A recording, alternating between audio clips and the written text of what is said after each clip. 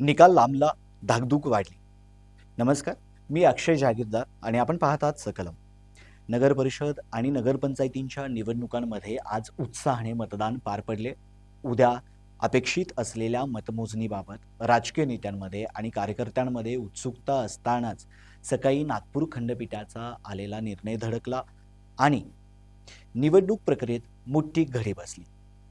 उच्च न्यायालयाच्या या निर्णयामुळे 3 डिसेंबरला होणारी मतमोजणी आणि निकाल जाहीर करण्याची प्रक्रिया पुढे ढकलली गेली आहे. त्यामुळं महाराष्ट्रातील स्थानिक स्वराज्य संस्थांच्या निवडणूक प्रक्रियेत अनिश्चिततेचं वातावरण निर्माण झाले आहे. राज्यातील सुमारे 20 नगर परिषदांची न्यायालयीन प्रक्रिया प्रलंबित असल्याने या ठिकाणचे मतदान 20 डिसेंबरला होणार आहे. या पार्श्वभूमीवर आधी मतदान झालेल्या नगर परिषदा आणि 20 डिसेंबरच्या निवडणुकीचे निकाल वेगवेगळ्या दिवशी जाहीर झाल्यास त्याचा परिणाम निकालावर होऊ शकतो, अशा आशयाची याचिका दाखल करण्यात आली होती. ही बाजू मान्य करत नागपूर खंडपीठाने राज्यातील सर्व नगरपरिषद आणि नगरपंचायतींचे निकाल एकाच दिवशी म्हणजे 21 डिसेंबरला जाहीर करण्याचे निर्देश दिलेले आहेत. त्यामुळं 246 नगरपरिषद आणि 42 नगरपंचायतींचे निकाल आता एकत्रितपणे जाहीर होतील. या निर्णयामुळे निवडणूक प्रक्रियेत मोठा ट्विस्ट निर्माण झालेला आहे. 2 डिसेंबरला मतदान झाल्यानंतर 3 डिसेंबरला मतमोजणी होईल असे संकेत असल्याने पक्ष, उमेदवार आणि कार्यकर्ते उत्साहात होते. मात्र आता हा संपूर्ण कार्यक्रम पुढे ढकलल्याने आचारसंहिता 20 डिसेंबरपर्यंत लागू राहील. एक्झिट पोलही 20 डिसेंबरला मतदान झाल्यानंतर जाहीर करता येतील असेही न्यायालयाने स्पष्ट केले आहे. परिणामी पक्षीय रणनीती आणि प्रचारानंतरची संपूर्ण तयारी आता नव्या वेळापत्रकानुसार बदलावी लागणार आहे. या निर्णयाचा थेट परिणाम जिल्हा परिषद आणि महानगरपालिका निवडणुकांवरही पडण्याची शक्यता आहे. नगर परिषद आणि नगरपंचायतींच्या निकालानंतरच झेडपी आणि महापालिका निवडणुकांचा कार्यक्रम जाहीर होण्याची शक्यता होती.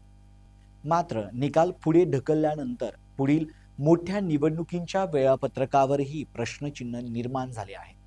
तरी सुद्धा सर्वोच्च न्यायालयाने सर्व स्थानिक स्वराज्य संस्था निवडणुका 31 जानेवारी 2026 पूर्वी पूर्ण करणे अनिवार्य असल्याचे स्पष्ट केले असल्याने राज्य निवडणूक आयोगासमोर वेळेचे बंधन पाळत निवडणुका आयोजित करण्याचे मोठे आव्हान उभे राहिले आहे. निकालाची तारीख पुढे गेल्याने प्रशासनावरही मोठा ताण येणार आहे. राज्यातील सुमारे 288 ठिकाणी असलेले स्ट्रॉंग रूम आणि मतमोजणी केंद्रे 21 डिसेंबरपर्यंत राखीव ठेवावी लागतील. इतक्या दिवसांसाठी ईव्हीएम सुरक्षित ठेवण्याची जबाबदारी येत असल्याने पोलीस बंदोबस्त वाढवावा लागणार आहे. प्रत्येक ठिकाणी स्वतंत्र मतमोजणी केंद्र असल्याने वरिष्ठ प्रशासनिक आणि पोलीस यंत्रणेलाही अतिरिक्त मनुष्यबळ आणि वेळ द्यावा लागणार आहे. राज्यातील विविध जिल्ह्यातील अनेक नगर परिषदांची निवडणूक प्रक्रिया 20 डिसेंबरला होणार आहे.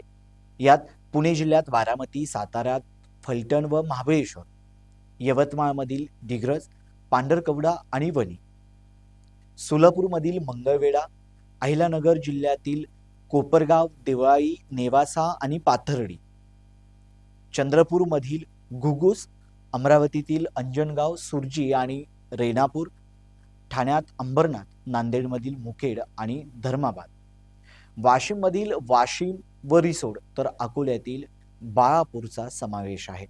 या सर्व घटना एकत्रितपणे पाहिल्यास राज्यातील स्थानिक स्वराज्य संस्थांच्या निवडणूक प्रक्रियेत राजकीय तसेच प्रशासकीय अनिश्चितता निर्माण झाली आहे. निकाल पुढे गेल्याने राजकीय वातावरण कसे बदलते, उमेदवारांमधील स्पर्धा कितपत तीव्र होते आणि पुढील झेडपी व महानगरपालिका निवडणुकांचे वेळापत्रक कसे बदलते हे पाहणे आगामी काळात महत्त्वाचे ठरणार आहे. तुम्हाला आजचा व्हिडिओ आवडला असेल तर लाईक आणि शेअर करायला विसरू नका. तसेच आमच्या सकलम या चॅनलला सबस्क्राईब करा. धन्यवाद.